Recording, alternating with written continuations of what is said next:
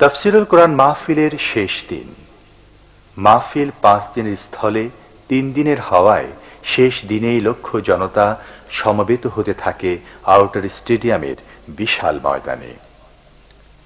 চট্টগ্রামের ইসলামী জনতার একান্ত ত্যাগ, কোরবানি আর রক্তের বিনিময়ে অর্জিত এই মাহফিলের আখেরি মুনাজাতে অংশগ্রহণের আকাঙ্ক্ষায় দূর দূরান্ত থেকে মানুষ ছুটে আসে এই ময়দানে। মাঠ কানায় কানা পূর্ণ হয়ে যায়। অল্প সময়ের মাঝে রাস্তাগুলো বন্ধ হয়ে যায়। মানুষ যার যার সুবিধামতো অবস্থান নিয়ে বসে থাকেন। সব মিলে এ এক অভূতপূর্ব দৃশ্য। কোথাও কোনো বিশৃঙ্খলা নেই। কোরআনের মাহফিলের এই দৃশ্য সবাইকে আকৃষ্ট করে ব্যাপকভাবে।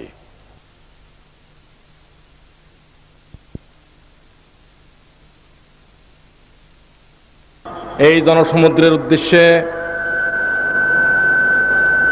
মূল তাফসীর কোরআন শুরু হওয়ার পূর্বে শুভেচ্ছা বক্তব্য রাখার জন্য বিনয়ের সাথে আহ্বান করছি ইসলামী ঐক্যজোট বৃহত্তর চট্টলার সমন্বয়কারী বাংলাদেশ নিজাম ইসলাম পার্টির কার্যকরী সভাপতি, লালখান বাজার দ্বীনি মাদ্রাসার সম্মানিত পরিচালক, দেশের বরেণ্য বিশিষ্ট আলেমে দ্বীন, সর্বদলীয় সংগ্রাম পরিষদ চট্টগ্রাম মহানগরীর যুগ্ম আহ্বায়ক, সদ্য কারামুক্ত হযরতুল আল্লাহ মাওলানা মুফতি মোহাম্মদ জাহারুল ইসলাম চৌধুরী। আজকে একটি বিশেষ প্রেক্ষাপটে এই তাফসীরুল কোরআন মাহফিলে বিশেষভাবে আমার উপস্থিতি, এই উপস্থিতির পিছনে আমার কিছু ইতস্ততা থাকার কথা। কারণ আমি গুনাহগার। রাজনীতির ময়দানে হযরতে উলামায়ে দেওবন্দের এবং আমাদের আকাবেরদের আমি সংক্ষিপ্ত কিছু প্রতিনিধিত্ব করে থাকি এবং দেশবাসী জানে সামান্য কিছু মত বিনিময় এবং মত পার্থক্যের কারণে হয়তো জামায়াত ইসলামী বা আমাদের উলামায়ে দেওবন্দের মধ্যে কিছু সামান্য দূরত্ব ছিল, কিন্তু আজ এই বাংলাদেশ সহ সমগ্র মুসলিম বিশ্বে আজ তাগুতের তরফ থেকে, কুফরি অপশক্তির পক্ষ থেকে যেইভাবে মুসলিম উম্মার উপরে, মুসলিম উম্মাকে নিশ্চিহ্ন করার হীন মান মানসিকতা নিয়ে আজকে যেভাবে আঘাতের উপর আঘাত হানা হচ্ছে, যেইভাবে তারা মনে করছে ইসলামকে তারা ভূপৃষ্ঠ থেকে নিশ্চিহ্ন করতে পারবে,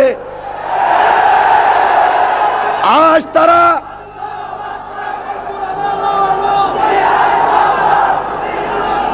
সে মলউন ইহুদি নাসারা পত্তলিকদের দোসরেরা এই দেশের স্বাধীনতা সার্বভৌমত্বের বিরুদ্ধে বিশ্বাসঘাতকতাকারীরা যখন তারা আল্লাহর মহান পবিত্র কালামুল্লাহর উপরে আঘাত হানলো, আমি দেশের একজন মুফতি হিসাবে দেশবাসীর প্রতি, তৌহিদি জনতার প্রতি আমি বলেছি ফরজ হয়ে গেছে কোরআনের উপরে এই আঘাত হানার জন্য এই তাফসীরুল মাহফিলকে সফল করার উদ্দেশ্যে জানমাল সবকিছু কোরবান করা। শুভেচ্ছা বক্তব্য রাখার জন্য সবিনয় অনুরোধ করছি জাতীয় পার্টি চট্টগ্রাম মহানগরীর সম্মানিত সভাপতি, কেন্দ্রীয় কমিটির সাংগঠনিক সম্পাদক, বিশিষ্ট রাজনীতিবিদ, সর্বদলীয় সংগ্রাম পরিষদ চট্টগ্রাম মহানগরীর যুগ্ম আহ্বায়ক জনাব জাহাঙ্গীর আলম। দু একটি কথা বলে আমি আমার বক্তব্য শেষ করব। আজকে যারা ক্ষমতায় আছে ওরা 1972 সালে আমাদের দেশ কিভাবে শাসন করবে তার সংবিধান ওনারা রচনা করেছেন। এই রচনার প্রাক্কালে ওনাদের সেই সংবিধান রচনা কমিটির অন্যতম সদস্য মুজফফর আলী আখান সাহেব প্রস্তাব উত্থাপন করেছিলেন যে সংবিধানের প্রারম্ভে বিসমিল্লাহির রহিম লেখা হোক। ওনার প্রস্তাব নাকচ হয়ে গেল। উনি বললেন ঠিক আছে, বিসমিল্লাহ বাদ দেন, আল্লাহর নামে শুরু করুন, এই কথাটা লেখেন। তারপরে কি হলো? ওই মুজফফর আলী আখান সাহেবকে ওই সংবিধান রচনা কমিটি থেকে তাকে বাদ দেওয়া হলো। আজকে তারাই আজকে এই দেশের ক্ষমতায় আছে। তাদের কাছ থেকে আপনারা কি আশা করতে পারেন? এদের কাছ থেকে আমরা আশা করতে পারি একটা, ওরা ইসলাম চায় না, ওরা কোরআন চায় না, ওরা মাদ্রাসা চায় না, ওরা মসজিদ চায় না। তরঙ্গ বিক্ষুব্ধ এই বিশাল জনসমুদ্রের উদ্দেশ্যে শুভেচ্ছা বক্তব্য রাখার জন্য বিনীতভাবে আহ্বান করছি বিএনপি চট্টগ্রাম মহানগরীর সম্মানিত সভাপতি, আন্তর্জাতিক বিষয়ক সম্পাদক, বীর চট্টলার সাবেক মেয়র ও রাষ্ট্রদূত, সর্বদলীয় সংগ্রাম পরিষদ চট্টগ্রাম মহানগরীর বিপ্লবী আহ্বায়ক, বিশিষ্ট আইনজীবী জনাব মীর মোহাম্মদ নাসির উদ্দিন,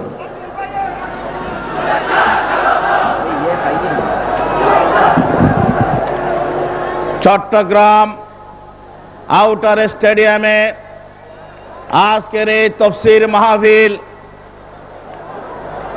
এটা চট্টগ্রামের ধর্মপ্রাণ মুসলমানদের এক ঐতিহাসিক বিজয় বলে আমি চিহ্নিত করছি।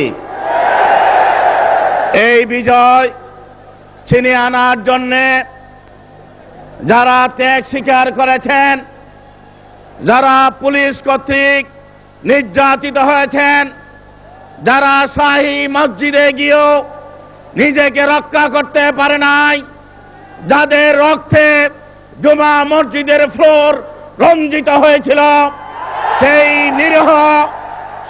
নিরীহ মুসল্লি, ধর্মপ্রাণ মুসলমান, সর্বদলীয় সংগ্রাম কমিটির সর্বস্তরের নেতা কর্মী, তাদেরকে জানায় মোবারকবাদ। আল্লাহ আপনাদেরকে রহম করবে, আপনারা ছিনিয়ে এনেছেন আজকের এই ঐতিহাসিক বিজয়। বন্ধুগণ, যুগে যুগে ইসলাম এই ধরনের সংকটে পড়ে। দেখা গেছে এই সংকট অতীতেও ছিল, এখনো আছে, ভবিষ্যতেও থাকবে। এই সংকটকে নস্যাৎ করে দেওয়ার জন্য যেটা প্রয়োজন সেটা হচ্ছে সমগ্র মুসলমানদেরকে ঐক্যবদ্ধ হয়ে জালেমের বিরুদ্ধে রুখে দাঁড়ানো।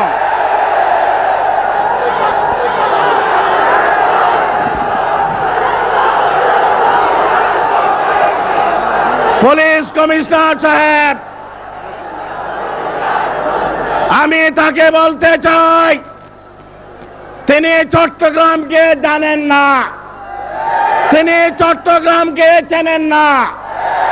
এই চট্টগ্রাম বারোলিয়ার পুণ্য স্মৃতি বিজড়িত চট্টগ্রাম, এই চট্টগ্রাম মনিরুজ্জামান ইসলামাবাদীর চট্টগ্রাম, এই চট্টগ্রাম কাজেম আলী মাস্টারের চট্টগ্রাম, এই চট্টগ্রাম শাহ মানসের চট্টগ্রাম, ওলিয়া আকরামদের চট্টগ্রাম। এখান থেকে ইসলাম প্রচার সারা বিশ্বে যাওয়ার ইতিহাস আছে।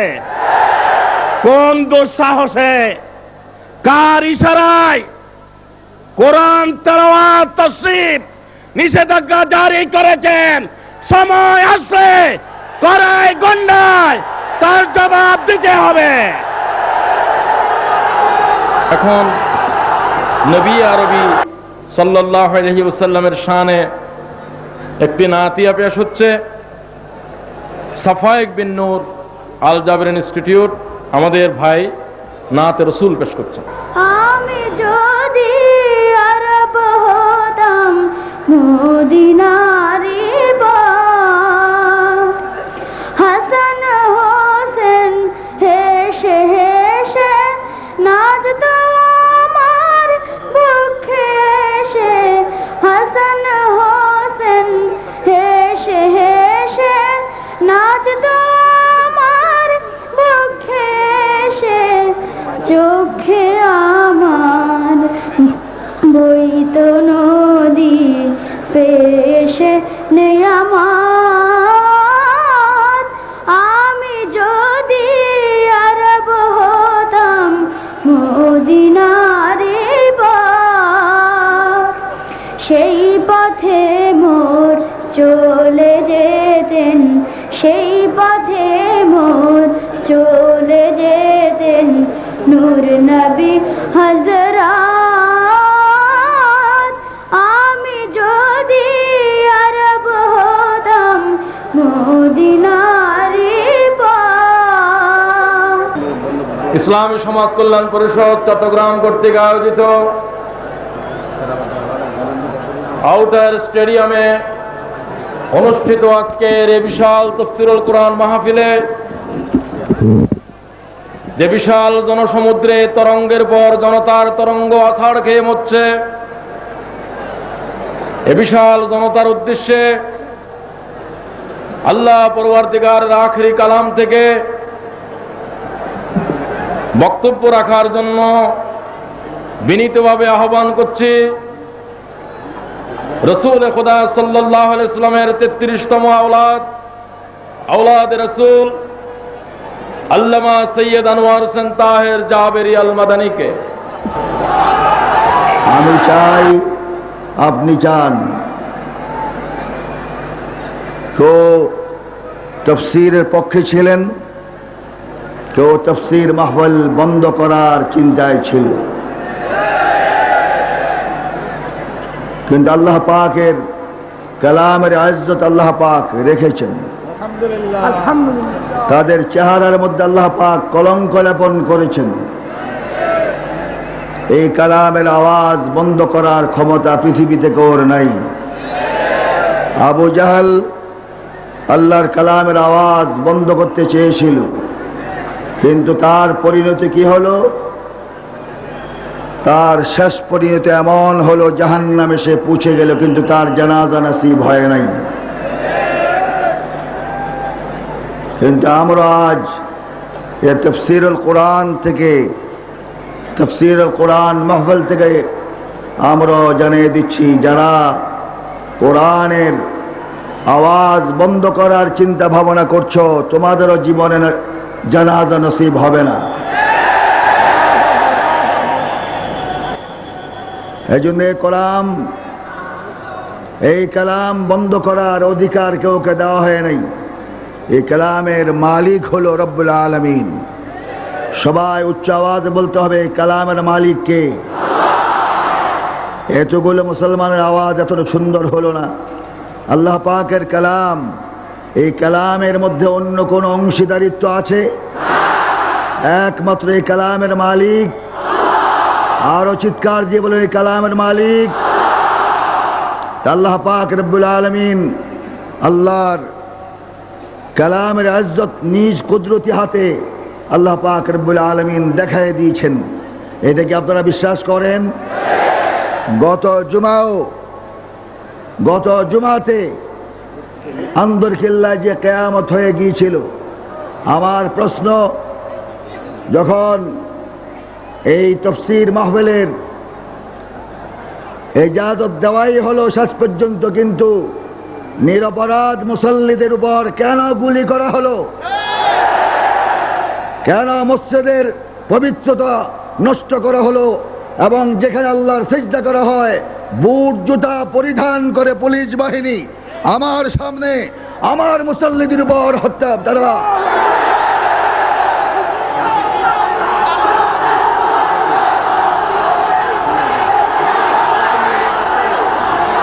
আজকে আর এমন কথা বলতে হবে, চিৎকার দিলে কথা বলা যাবে না। আজকে আমি ভারাক্রান্ত দিল নিয়ে এখানে এসেছি। আমি প্রশ্ন করতে চাই, এটা কি হিন্দুস্তান না মুসলমানের দেশ?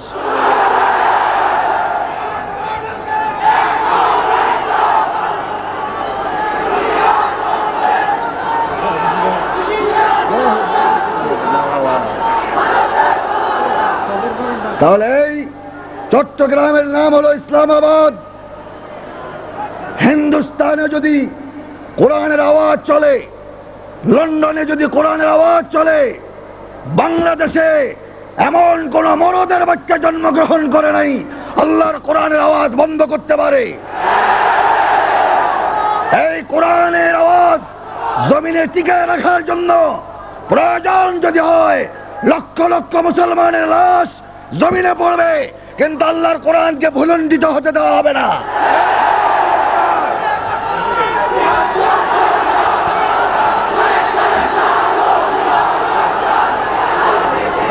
তাহলে আজ ক্ষমতায় আসার আগে তসবিহ হাতে ছিল, এক তসবিহ দিয়ে 12 কোটি মুসলমানকে ধোঁকা দেওয়া হয়েছে। এই তসবির পিছনে কি ধোঁকা ছিল আজ 12 কোটি মুসলমানের সামনে প্রকাশ হয়ে গিয়েছে।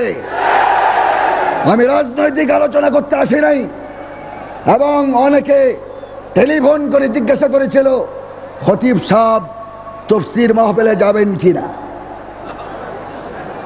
আমি কোন রাজনৈতিক দলের লেজুড় নই এবং কোন রাজনৈতিক দলের লেজুড় নই। আমি এক দল করি, লা ইলাহা ইল্লাল্লাহু মুহাম্মাদুর রাসূলুল্লাহ। আমি চট্টগ্রামে স্বেচ্ছায় এখানে খতিবি করার জন্য আসেনি, আপনারা দাওয়াত দিয়ে আমাকে এনে এখানে আমার সেই দায়িত্বভার গ্রহণ করেছেন, ঠিক কিনা বলেন? কেউর চোখের রক্তিম চোখে আমি ভয় করি না। প্রয়োজন যদি হয়, আবার যদি কোনদিন আমার এই মসজিদের উপর, শাহী মসজিদের উপর কোন বেয়াদবি হয়, গোটা চট্টগ্রাম আগুন জ্বলবে, যে আগুন নিভানো যাবে না।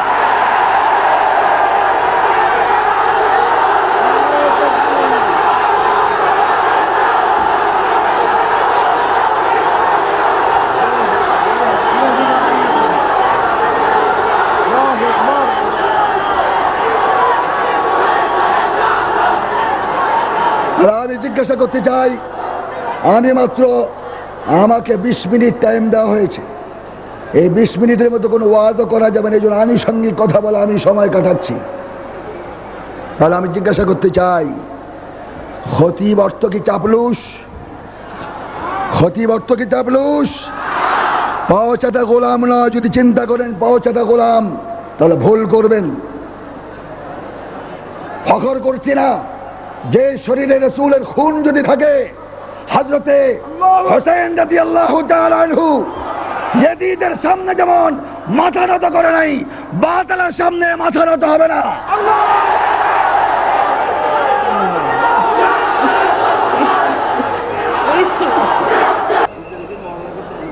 এখন তাফসীরের পূর্বে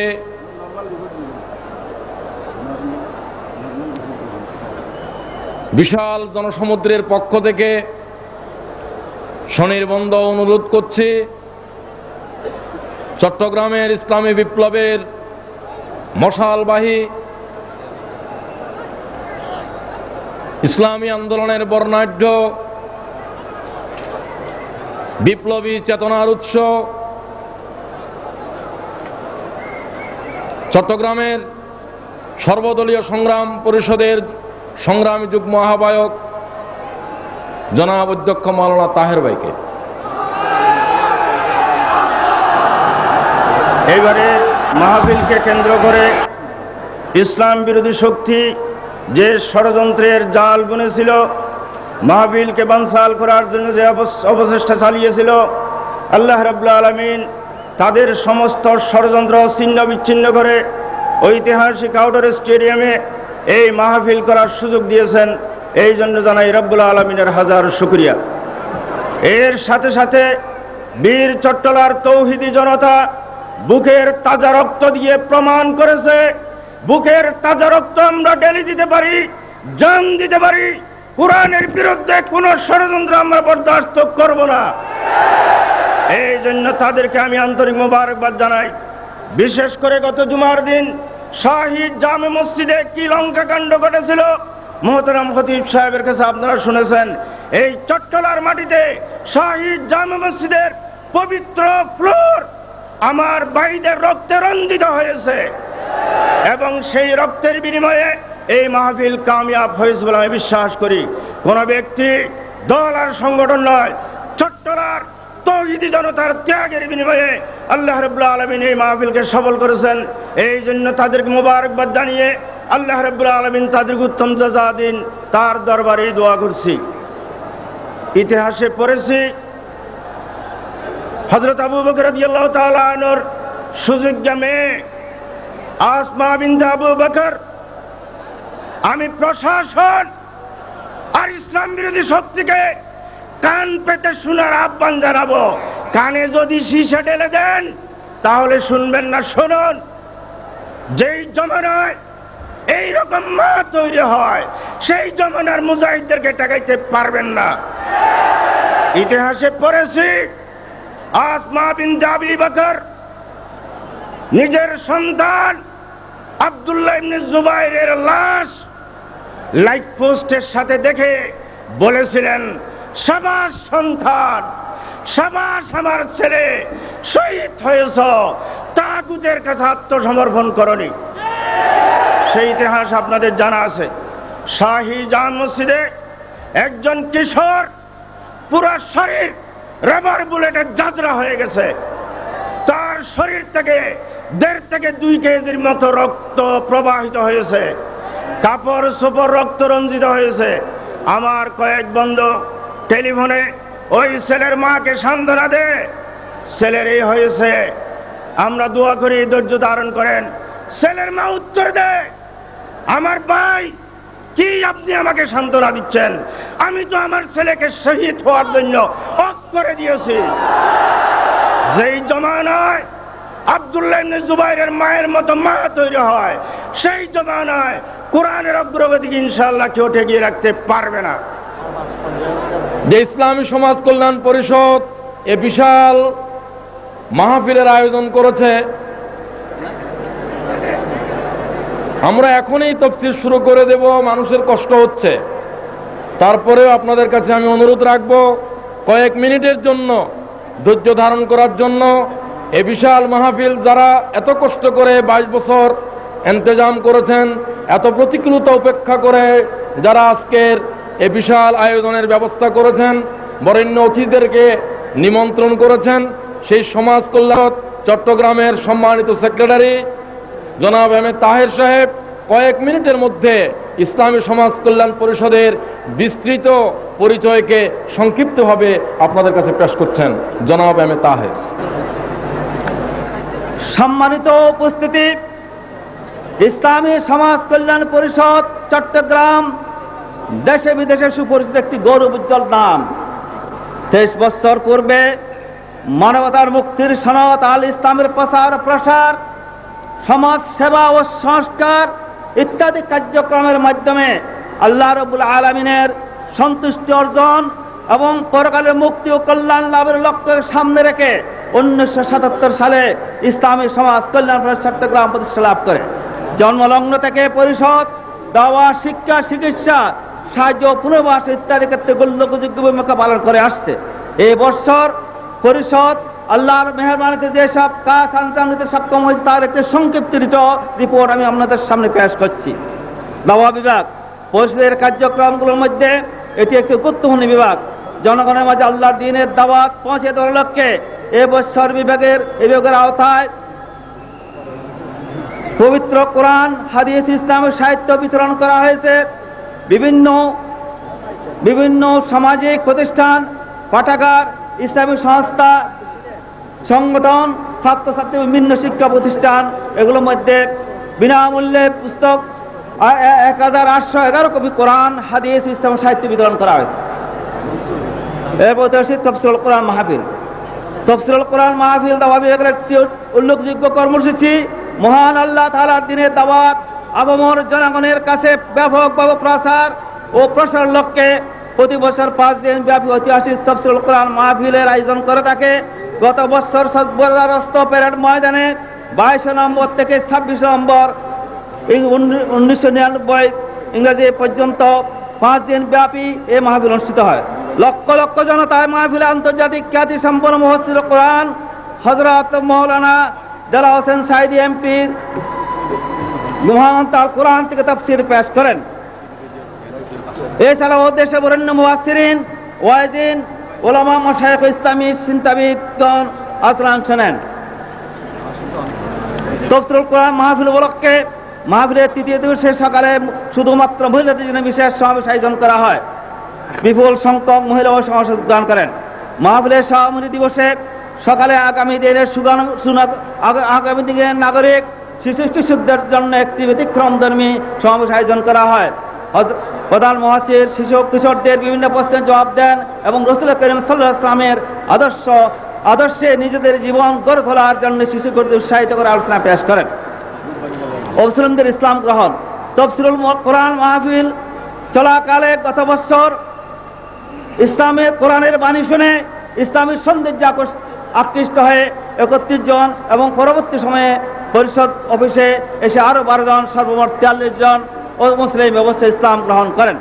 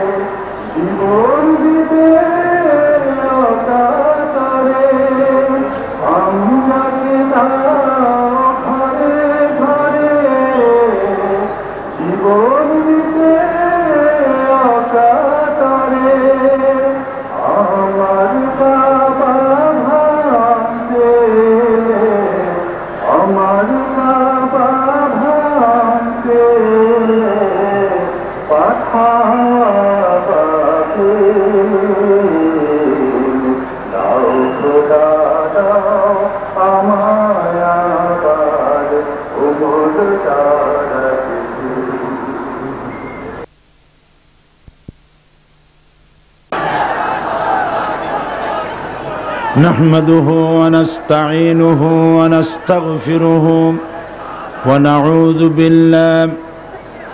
ونعوذ بالله من شرور أنفسنا ومن سيئات أعمالنا. من يهد الله فلا مضل له ومن يضلل فلا هادي له. ونشهد أن لا إله إلا الله وحده لا شريك له. ونشهد أن سيدنا وحبيبنا ومولانا محمدا عبده ورسوله الذي أرسله بالحق بشيرا ونذيرا وداعيا إلى الله بإذنه وسراجا منيرا. فقد قال الله تعالى في كلامه المجيد وفرقانه الحميد: أعوذ بالله من الشيطان الرجيم. بسم الله الرحمن الرحيم. إن الله وملائكته يصلون على النبي يا أيها الذين آمنوا صلوا عليه وسلموا تسليما. اللهم صل على مولانا محمد وعلى آل سيدنا مولانا محمد। প্রাণ খুলে মহব্বতের সাথে সবাই পড়েন আল্লাহুম্মা সাল্লি আলা مولانا محمد وعلى آل سيدنا مولانا محمد بلغ العلا بكماله كشف الدجى جماله حسنت جميع خصالي صلوا عليه محمد مصطفى تمہی بے پائدہ ہو شفیع آسیہ مشکل کشائے روز محشر ہو بلغ العلا بکمالہ الدجى بجماله حسن جميع خصاله صلوا عليه سورة يوسف بداري حكمة لقمان قاری قرآن باری اے دل شاد ما بلغ العلا بکمالہ کشف الدجى بجماله حسنت جميع خصاله صلوا عليه وآله اللهم آمين ربنا ظلمنا أنفسنا وإن لم تغفر لنا وترحمنا لنكونن من الخاسرين পরওয়ারদিগারে আলম শাহানশাহ রাজাধিরাজ সম্রাটের সম্রাট বিশাল আকাশের জমিনের মালিক আল্লাহ রব্বুল আলামিন চট্টগ্রামের ইতিহাসের স্মরণকালের কোরআনে কারিমের সর্বশ্রেষ্ঠ মাহফিল নিয়ে কয়েকবার দরুদ সালাম পড়ে তোমার দরবারে আমরা হাত তুলেছি। মেহেরবানি করে দুরুদ সালাম টুকুন সোনার মদিনায় নবী পাকের রওজা মুবারকে পৌঁছে দাও। तमाम পৃথিবীর মাটির নিচে যত মুমিন মুমিনাত শুয়ে আছেন তাদের আরওয়ার উপরে সওয়াব পৌঁছে দাও রব্বুল আলামিন। এই মাহফিলের আয়োজন যারা করেছেন, শোনার জন্য যারা এসেছেন, কিয়ামতের দিন মুসিবতের সময় এই মাহফিল আয় আল্লাহ পাক আমাদের সকলের জন্য নাজাতের জারিয়া বানিয়ে দিও আল্লাহ রব্বুল আলামিন। এই বিশাল জনসমুদ্র পুলিশের পক্ষে, স্বেচ্ছাসেবক বাহিনীর পক্ষে কারো পক্ষে সম্ভব নয় নিয়ন্ত্রণ করা। আল্লাহ পাক তুমি আপন কুদরতে মাহফিলের নিয়ন্ত্রণের দায়িত্ব নিয়ে নাও রব্বুল আলামিন। এ বিশাল মাহফিল মানুষকে আরাম করে বসে শোনার মতো তৌফিক দান করো। লাইট এবং মাইক সব পরিবেশ কোরআনের অনুকূলে এনে দাও ইয়া রব। করম তু अगर करे वो बात दे जुबान को जो दिल पर असर करे। रब्बना तक़ब्बल मिन्ना इन्नका अंतस समीउल अलीम व तुब अलैना इन्नका अंतत तव्वाबुर रहीम। सुब्हान रब्बिका रब्बिल इज्जति अम्मा यसिफून व सलामुन अलल मुरसलीन वल्हम्दुलिल्लाहि रब्बिल आलमीन। जनाब सभापति शेखुल हदीस अल्लामा हजरत मौलाना शमसुद्दीन साहेब मद्दजुल्लुहुल आली, आजकल महफिले रौनक बख्श मेहमान शाही जामे मस्जिद खतीब औलाद रसूल हजरत मौलाना अनवार ताहिर अल जाबिरी अल मदनी अतालल्लाहु उम्रहु व बारकल्लाहु फी हयाती आमीन। आजकेर महफिले উপস্থিত হাজারাত উলামায়ে কেরাম, মজলুম আলেমে দ্বীন হযরত মাওলানা মুফতি ইজহারুল ইসলাম চৌধুরী, আজকের মঞ্চে উপস্থিত বিএনপির জাতীয়তাবাদী দলের সংগ্রামী নেতা জনাব মীর নাসির সাহেব, জনাব গোলাম দস্তগীর সাহেব, জাহাঙ্গীর সাহেব, বিভিন্ন রাজনৈতিক দলের নেতৃবৃন্দ, সমাবেশে আগত ভারত, বার্মা, প্রতিবেশী দেশ থেকে আগত, বাংলাদেশের বিভিন্ন জেলা থেকে আগত সম্মানিত প্রিয় ভাইয়েরা, পর্দার আড়ালের সম্মানিত মা এবং বোনেরা, সুপ্রিয় সাংবাদিক বৃন্দ, আসসালামু আলাইকুম ওয়া রাহমাতুল্লাহি ওয়া বারাকাতুহু।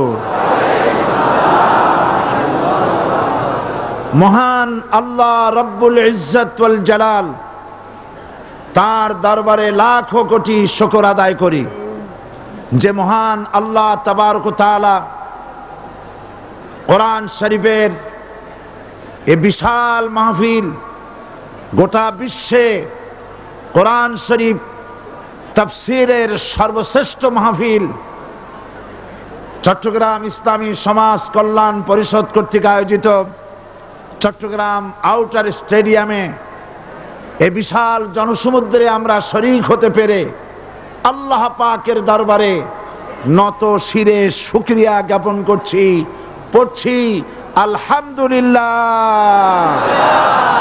মহব্বতের সাথে জোরে সোরে সবাই পড়েন আলহামদুলিল্লাহ। রব্বানা লাকাল হামদ হামদান কাসীরান তাইয়্যিবান মুবারাকান ফীহি ইয়া রাব্বি লাকাল হামদু কামা ইয়ানবাগি লিজালালি ওয়াজহিকা ওয়া আযীমি সুলতানিকা। আমরা মহান আল্লাহ রাব্বুল ইজ্জতের দরবারে তার প্রশংসা আদায় করে নিলাম। তিনি দয়া করে সমস্ত ষড়যন্ত্রের জালকে আপন কুদরতে টুকরা টুকরা করে ছিন্ন ভিন্ন করে ইসলামের বিজয়, কোরআনের বিজয় চট্টগ্রামবাসীর গলায় বিজয়ের মালা পরিয়ে দিয়েছেন। আল্লাহ পাক কোরআন শরীফের মধ্যে ইরশাদ করেছেন, ইউরিদুনা লিইউতফিউ নূরাল্লাহি বিআফওয়াহিহিম ওয়াল্লাহু মুতিম্মু নূরিহি ওয়ালাউ কারিহাল কাফিরুন। ওরা চায় মুখের ফু দিয়ে আমার ইসলামের আলোকে নির্বাপিত করে দেবে। আমি বুঝতে পারছি মাইকে অসুবিধা হচ্ছে, ধৈর্য ধরুন, ধৈর্য ধরুন।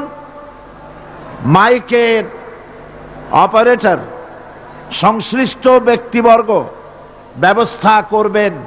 আপনারা শুধু আল্লাহকে বলেন তিনি যেন দয়া করে মাইকের আওয়াজ সর্বত্র তার গোলামদের, বান্দা বান্দীদের শোনার জন্য সুযোগ করে দেন।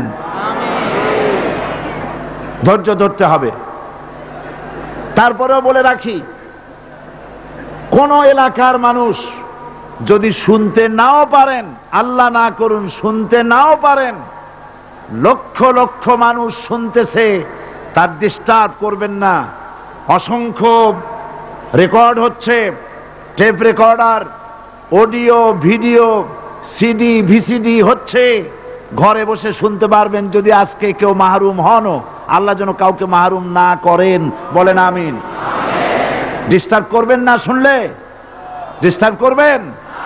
আল্লাহ পাক তৌফিক দান করুন ধৈর্য ধরার, বলি আমিন। মাইকের কাজে নিয়োজিত ব্যক্তিবর্গ, আপনারা ঘুরে ঘুরে কষ্ট করে খোঁজ খবর রাখেন কোথায় মাইক হাত উঁচু করে যেখানে মানুষ হাত নাড়ে সেই সব এলাকায় কি হয়েছে চোখ রাখুন এবং ব্যবস্থা গ্রহণ করুন। তো আল্লাহ পাক বলছেন ওরা চায় মুখের ফু দিয়ে শুনতে পারবেন, থামেন, শুনতে পারবেন, অপেক্ষা করেন। আল্লাহ পাক বলছেন মুখের ফু দিয়ে ওরা আমার আলোকে নির্বাপিত করতে চায়, কিন্তু আমার আলোকে তারা নির্বাপিত করতে পারবে না। আমি আমার দিনকে পূর্ণতা দান করব। জোরে বলেন আলহামদুলিল্লাহ।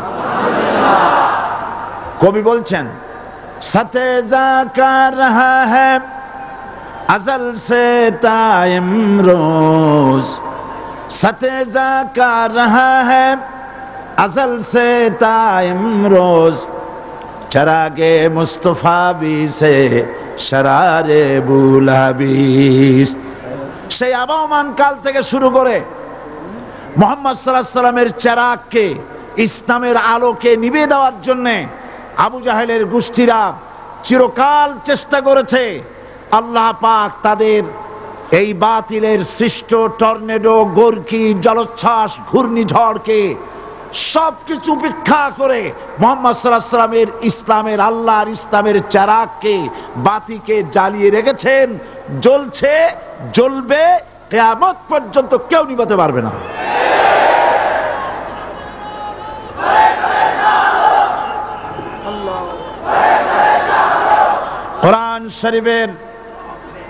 কোরআন শরীফের তাফসীর শুরু করার আগে প্রতিদিনের মতো সাংবাদিকদের জন্য কিছু কথা বলতে হয়, কারণ সময় মতো তারা খবর পৌঁছতে না পারলে, আপনারা এখানে লক্ষ লক্ষ আছেন মানুষ, কিন্তু সারা জাতি জানতে পারবে না এখানে কি হচ্ছে। এই জন্য আমি আজকের বক্তৃতায় কি সব কথা আনবো, তাফসীরের মাধ্যমে কি সব কথা আসবে, তার একটা সামারাইজ, তার সার সংক্ষেপ, অর্থাৎ নিউজের হেডলাইন যেমন বলা হয় সেরকম কিছু কথা 2-1 মিনিটে বলেই কোরআন শরীফের তাফসীর শুরু করব। বেমাশিয়াতিল্লাহ, বিইজনিল্লাহ, বেফদলিল্লাহ। সেই কথাগুলি হচ্ছে এই পৃথিবীতে নবী রাসূলগণের আগমন ঘটেছিল, উদ্দেশ্য ছিল এই আল্লাহর জমিনে আল্লাহর মানুষের উপরে আল্লাহর বিধান কায়েম করা। এটাই ছিল নবীদের আগমনের উদ্দেশ্য। আর শয়তানের আগমনের উদ্দেশ্য ছিল আল্লাহর বিধানের পরিবর্তে ধর্ম নিরপেক্ষ মতবাদ কায়েম করা। এজন্য পৃথিবীর কোন নবী, কোন রাসূল ধর্ম নিরপেক্ষ ছিলেন না, সবাই ছিলেন ধর্মের পক্ষে।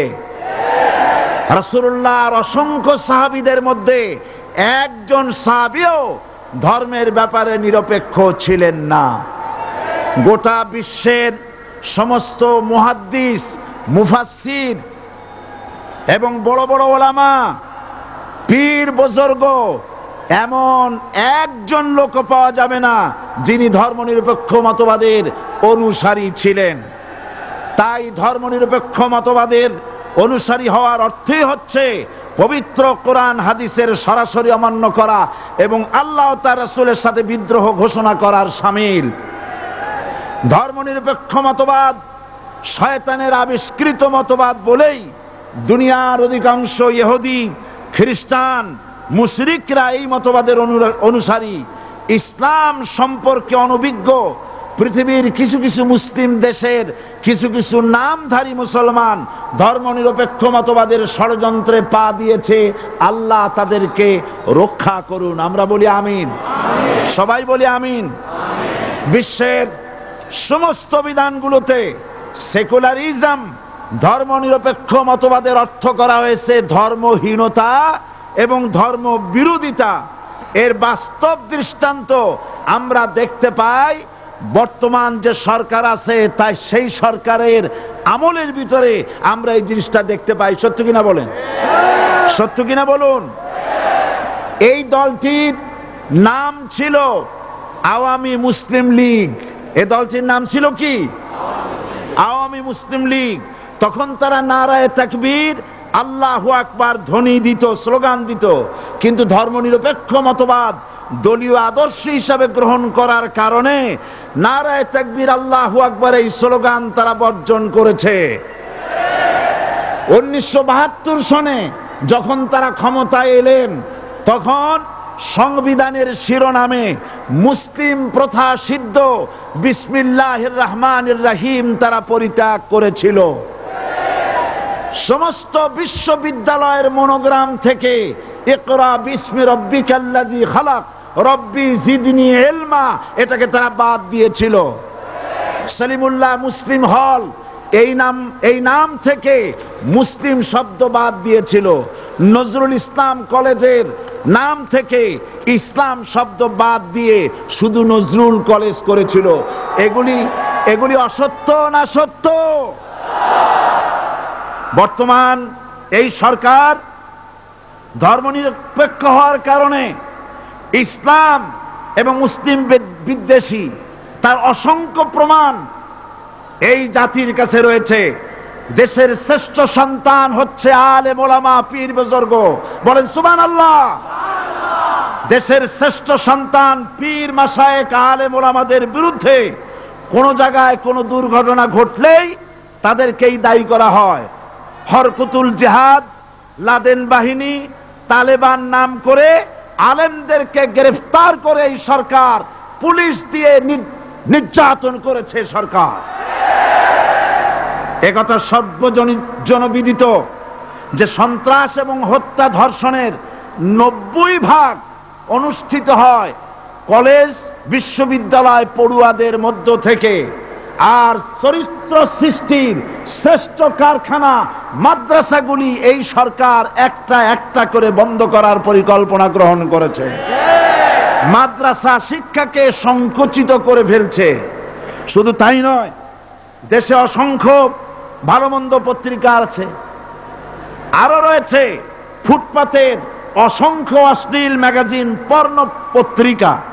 দেশের অধিকাংশ জাতীয় দৈনিকগুলো হিন্দুস্তানের টাকায় পরিচালিত এবং এগুলি হচ্ছে ইসলামের চরম বিদ্বেষী।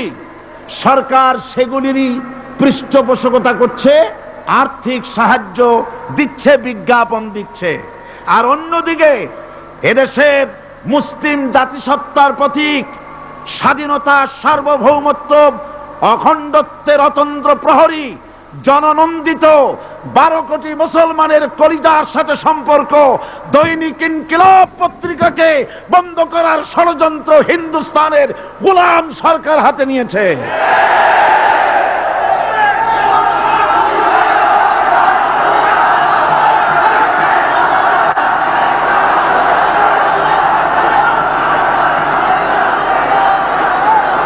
সরকার বস্তুনিষ্ঠ সাংবাদিকতায় ভয় পায়, ইসলামের পক্ষে কথা লিখলে ভয় পায়। এজন্য তারা দৈনিক ইনকিলাব এবং তার পরিবারের গায়ে হাত দেওয়ার প্রস্তুতি নিয়েছে। দৈনিক ইনকিলাবের সম্পাদকের গায়ে যদি হাত দেওয়া হয়, ইনকিলাব যদি বন্ধ করে দেওয়া হয়, সারা বাংলাদেশ অচল হয়ে যাবে।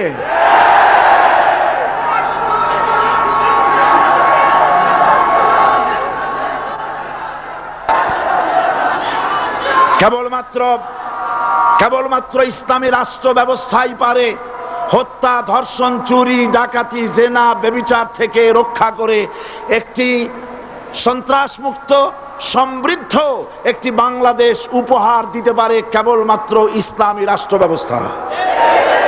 সুতরাং অবস্থা দৃষ্টে মনে হয় এরা যদি আরেক আল্লাহ না করুন, বলেন আল্লাহ না করেন, আল্লাহ না করেন, আল্লাহ না করেন, এরা যদি আরেকটাবার ক্ষমতায় যেতে পারে, 72-এর সংবিধানকে পুনরুজ্জীবিত করে ধর্মনিরপেক্ষ মতবাদ কায়েম করবে, সেজন্য আজ গোটা তাওহীদবাদী মুসলমানদেরকে জানতে হবে ধর্মনিরপেক্ষ মতবাদ একটি কুফরি মতবাদ। ওলামারা আমাকে সাক্ষী দেন, ধর্মনিরপেক্ষ মতবাদ কুফরি মতবাদ কিনা? এই কুফরি মতবাদকে বাংলাদেশের মাটিতে যাতে কার্যকরী করতে না পারে তার জন্য গোটা তাওহীদি জনতা রুখে দাঁড়ান। আল্লাহ পাক সে তৌফিক গোটা জাতিকে দান করুন বলে আমিন। এবার আসুন কোরআনে কারীমের যে কথাগুলি আমরা আলোচনা করতে চাই আপনাদের সামনে সূরা বাকারার 255 নম্বর আয়াত আমি তেলাওয়াত করে গত 2 দিন আলোচনা করেছি। আজকে আসেন সেই যেখান থেকে শেষ করেছিলাম সেখান থেকে আলোচনা শুরু করে যাক। সবাই আমার সাথে পড়েন, আউযু বিল্লাহি শাইতানির রাজিম, বিসমিল্লাহির রাহমানির রাহিম। আল্লাহু লা ইলাহা ইল্লা হুয়াল হাইয়ুল কাইয়্যুম লা তাখুযুহু সিনাতুন ওয়ালা নাওম লাহু মা ফিস সামাওয়াতি ওয়া মা ফিল আরদ মান যাল্লাযী ইয়াশফা'ু 'ইনদাহু ইল্লা বিইذনিহি يعلم ما بين أيديهم وما خلفهم ولا يحيطون بشيء من علمه إلا بما شاء وسع كرسيه السماوات والأرض ولا يؤوده حفظهما وهو العلي العظيم صدق الله العظيم। আমি এই সূরার এই আয়াতের আলোচনা করতে গিয়ে আপনাদের সামনে বলেছিলাম কোরআন শরীফের সর্বশ্রেষ্ঠ আয়াত হচ্ছে হাদিস অনুযায়ী কোন আয়াত? আয়াতুল কুরসি। আল্লাহ পাকের সার্বভৌমত্বের পরিচয় এই আয়াতে কারিমার মধ্যে আল্লাহ পাক দিয়েছেন। গত 2 দিন আমরা আল্লাহ পাকের সার্বভৌমত্ব এবং তার পরিচয় সম্পর্কে আলোচনা করেছি। আজকে সামনের দিকে আমরা এগোতে থাকবো যতদূর আলোচনা করা যায়। আল্লাহ পাক বলছেন আল্লাহু লা ইলাহা ইল্লা হুয়াল হাইয়ুল কাইয়্যুম। আল্লাহ হচ্ছেন তিনি যিনি ছাড়া কোনো ইলাহ নাই। লা ইলাহা ইল্লাহু, তিনি ছাড়া কোনো ইলাহ নাই, সার্বভৌমত্বের মালিক কেউ নাই। এই যে লা ইলাহা, কোনো ইলাহ নাই, আমরা কালেমার মধ্যে এই কথাটা বলি। আমাদের কালেমায়ে তাইয়্যিবা আমরা কি উচ্চারণ করি? লা ইলাহা ইল্লাল্লাহু মুহাম্মাদুর রাসূলুল্লাহ। জোরে পড়েন লা ইলাহা ইল্লাল্লাহ, লা ইলাহা ইল্লাল্লাহু মুহাম্মাদুর রাসূলুল্লাহ। লা ইলাহা, কোনো ইলাহ নাই। এই দাওয়াত দিয়েছেন দুনিয়ার সমস্ত পয়গম্বর। এটা কি শুধু রাসূলুল্লাহর দাওয়াত ছিল? সমস্ত নবীদের স্লোগান ছিল একটা। সমস্ত নবীদের স্লোগান ছিল কয়টা? সবাই বলুন, কি সেই স্লোগান? লা ইলাহা ইল্লাল্লাহ। কোরআন শরীফের ভিতরে ইলাহ শব্দ 147 বার এসেছে। লা ইলাহার অর্থ যদি এই হয় কোন উপাস্য নাই আল্লাহ ছাড়া, কোন মাবুদ নাই আল্লাহ ছাড়া, মুহাম্মদ সাল্লাল্লাহু আলাইহি ওয়াসাল্লাম আল্লাহর প্রেরিত রাসূল, তাহলে তো এত ঝঞ্ঝাট হওয়ার কথা ছিল না। আপনারা বলেন, নবীরা যখনই এই দাওয়াত দিয়েছেন লা ইলাহা ইল্লাল্লাহ, তখন সংঘর্ষ হয়েছে কিনা? হয়েছে কিনা? বাধা আসছে কিনা? তাহলে এই কথাটা কি যার কারণে এরকমের বাধা আসে? লা ইলাহা ইল্লাল্লাহ, এর চাইতে বিপ্লবাত্মক, এর চাইতে রিভলিউশন সৃষ্টিকারী কথা আল্লাহর আকাশের নিচে জমিনের উপরে আর একটাও হতে পারে না। লা ইলাহা ইল্লাল্লাহ। ইলাহ শব্দের অর্থ শুধু উপাস্য আর মাবুদ নয়। ইলাহ শব্দের অর্থ হচ্ছে আইনদাতা, ইলাহ শব্দের অর্থ হচ্ছে শাসনকর্তা, ইলাহ শব্দের অর্থ হচ্ছে বিধানদাতা। তো লা ইলাহা যখন একটি লোক ঘোষণা করে, তার অর্থ দাঁড়ায় কোনো আইনদাতা নাই, বিধানদাতা নাই, শাসনকর্তা নাই, কারো আইন মানি না, বিধান মানি না, শাসন মানি না, আল্লাহ ছাড়া। কে ছাড়া? আল্লাহ ছাড়া। এই কালেমার দাওয়াত যখন পয়গম্বরেরা দিয়েছেন তখন 3 শ্রেণীর লোকেরা বাধা দিয়েছে। বলেন কয় শ্রেণী? সবাই বলেন। 3 শ্রেণীর লোকেরা বাধা দিয়েছে, লক্ষ্য করুন। 1 নম্বরে বাধা দিয়েছে রাষ্ট্র শক্তি। 1 নম্বরে বাধা দিল কারা? 2 নম্বরে বাধা দিয়েছে ধনাঢ্য ব্যক্তিবর্গ। 3 নম্বরে বাধা দিয়েছে যারা কায়েমি স্বার্থবাদী ধর্মীয় শক্তি। এই 3টি শ্রেণী সমস্ত নবীদেরকে বাধা দিয়েছে। সেই বাধা অতীতে যারা দিত এখন আর দেয় না, নাকি? এখনো দেয়? দেখুন, এই কালেমার দাওয়াত হযরতে মূসা আলাইহিস সালামকে যেদিন আল্লাহ পাক প্রথম ওহী দিলেন, এই দাওয়াত শুধু রাসূল দেন নাই, আল্লাহ পাক বলছেন প্রত্যেক নবী তার জাতিকে এই দাওয়াত দিয়েছেন। কি? আল্লাহ রাব্বুল আলামিন বলেন সকল নবী তার কওমকেই বলে দাওয়াত দিয়েছেন, ইয়া কওমি ইবুদুল্লাহা মা লাকুম মিন ইলাহিন গায়রু। হে সম্প্রদায়, আল্লাহ ছাড়া কোনো ইলাহ নাই, তার ইবাদত করো, তারই দাসত্ব করো, তার গোলামি করো।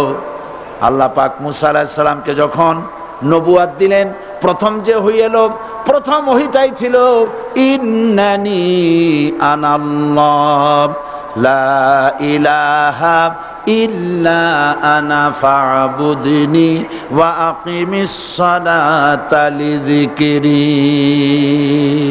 নিশ্চয়ই আমি আল্লাহ, আমি ছাড়া কোনো ইলাহ নাই, আইনদাতা নাই, বিধানদাতা নাই, সুতরাং আমার দাসত্ব করো এবং আমার শরণার্থে নামাজকে প্রতিষ্ঠা করো।